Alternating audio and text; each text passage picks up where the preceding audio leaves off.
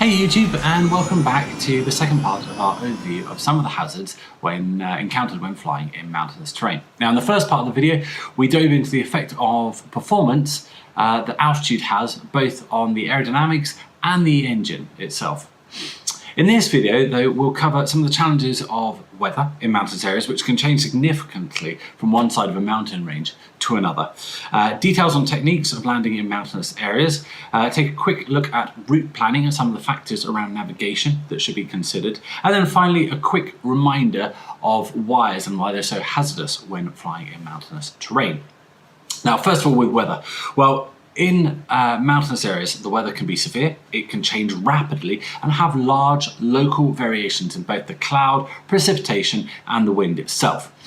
Wind is usually present in mountainous areas. It accelerates through passes and has areas of turbulent flow at the top of peaks and ridges. Mountain waves can be incredibly violent and unpleasant to be in, with severe downdrafts usually found on the lee side or the back side of a hill, and these can be in excess of 3,000 feet per minute, or alternatively greater than the rate of climb performance in a number of helicopters. Now if you're caught in one of these, the best thing to do is to turn quickly away from it so you're in clear air, turn out of the airflow and get into upflowing air as quickly as possible. Now you can always look out for the distinctive lenticular cap clouds that sit on the top of clouds themselves, and that can indicate the presence of strong rotors. So these are vortices of wind on the backside of a mountain range, behind and below a mountain top. Now rotors can sometimes be recognized by the small, ragged, wispy bits of cloud beneath a mountain wave cloud itself. However, beware. If there's insufficient moisture in the atmosphere for clouds to form, then these rotors can well be invisible.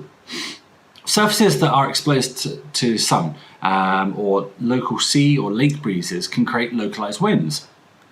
Anabatic winds, winds that flow up the mountain, or katabatic winds, a flow of air down the mountainside that may not be experienced at a higher level, can be present and obviously lead to a false sense of security or disrupt any arrangements you've made for landing in a certain direction where you think you're heading into wind towards the landing site. Now coming on to route planning, even navigating can be more of a challenge in mountainous areas. You may only be able to see the valley in front of you.